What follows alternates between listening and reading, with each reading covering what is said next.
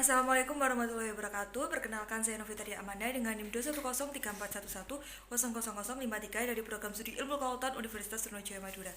Di sini saya akan memaparkan review tugas 1 sampai dengan 4 mata kuliah sedimentologi dengan dosen pengampu Bapak Azhari Wicaksono. Tugas 1. Konsep, pengertian, dan ruang lingkup sedimentologi. Menurut Nicholas tahun 2009, sedimentologi merupakan suatu kajian yang membahas proses pembentukan, pengangkutan, dan pengendapan suatu bahan yang teridentifikasi sebagai sedimen di lingkungan daratan maupun lautan, yang akhirnya membentuk batuan sedimen. Secara umum, sedimentologi merupakan cabang ilmu geologi yang mempelajari proses pengendapan, pembentukan, dan transportasi sedimen. Sedimen sendiri diartikan sebagai hasil dari pecahan batuan maupun material organik yang keberadaannya melayang di udara, air, maupun daratan. Faktor-faktor yang mengontrol terbentuknya sedimen meliputi iklim, topografi, vegetasi, dan susunan batuan itu sendiri. Faktor pengontrol pengangkutan meliputi udara, angin, dan gaya gravitasi. Siklus batuan. Siklus batuan diawali dari magma yang berasal dari permukaan bumi. Magma tersebut akan berubah menjadi dingin karena faktor cuaca, sehingga membentuk batuan beku. Batuan beku tersebut apabila dibiarkan akan mengalami pelapukan, pengikisan, pengangkutan, hingga berakhir mengendap pada cekungan-cekungan di permukaan bumi. Selanjutnya adalah siklus hidrologi. Tahapan siklus hidrologi diawali dengan penguapan air di sungai, laut, maupun di daratan atau biasa yang disebut evaporasi. Selanjutnya terjadi perubahan uap air yang mengembun menjadi awan atau kondensasi. Awan akan mencair menjadi hujan yang jatuh di permukaan bumi atau presipitasi. Air yang jatuh tersebut akan menyebar mengalir di sungai-sungai, pantai, atau danau. Biasa disebut infiltrasi. Siklus hidrologi tersebut mencakup arus sungai, suplai aliran, dan transport sedimen. Aliran arus sungai yang berlebihan akan menyebabkan erosi, sehingga dapat ditarik kesimpulan, semakin besar arus sungai, maka pengangkutan sedimen akan semakin bertambah. Berdasarkan dua siklus yang telah dijelaskan di atas, disimpulkan bahwa konsep sedimentasi saling berkaitan antara siklus batuan dan juga siklus hidrologi. Tugas 2. Sedimentologi morfogenesa pasif. Pengertian. Morfogenesa merupakan komponen utama geomorfologis yang mengakibatkan perubahan bentuk lahan dalam suatu wilayah tertentu. Fungsi. Morfogenesa sendiri berperan dalam analisis penyebab terjadinya peristiwa patahan. Selain itu juga dianalisis mengenai dinamika, perkembangannya, susunan bentuknya, serta hubungannya dengan proses yang berkaitan. Ruang lingkup. Morfostruktur pasif berkaitan dengan jenis dan struktur batuan, sementara morfostruktur aktif berkaitan dengan dinamika endogen peristiwa tektonik. Morfostruktur pasif mencakup batuan dan pengaruh tektonik yang lebih tua. Analisis morfostruktural berisi metode yang bertujuan untuk menjelaskan hubungan langsung dan tidak langsung antara relief masa kini dan struktur interior bumi.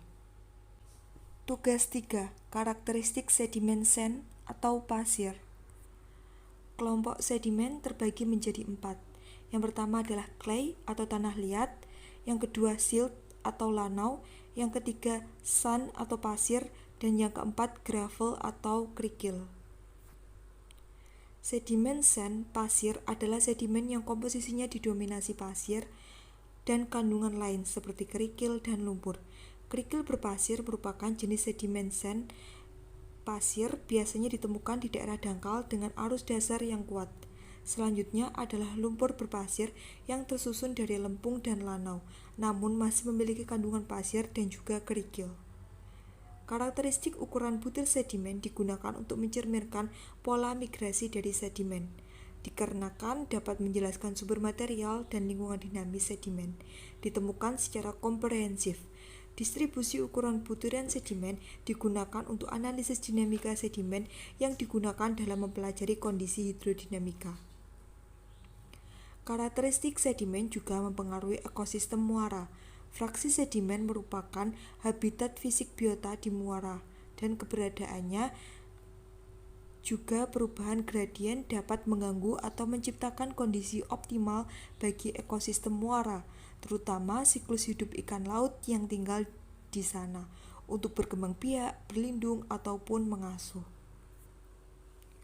Berdasarkan karakteristik dan distribusi spasialnya, menurut Duke et al. Pada tahun 2016, sedimen diklasifikasikan menjadi 4 jenis, yaitu meliputi pasir kasar sedang dekat pantai, memiliki ukuran butir diameter rata-rata dari 0,5 sampai 2,6 pi. Yang kedua, pasir halus dekat pantai, memiliki ukuran diameter butir rata-rata 2,4 sampai 3,3 pi. Yang ketiga, pasir sedang lepas pantai, memiliki ukuran diameter butir rata-rata 1,1 sampai 1,9 pi.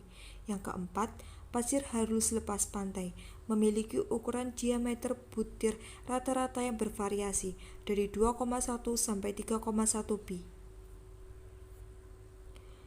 Kandungan pasir bervariasi tergantung letak batuan dan kondisinya.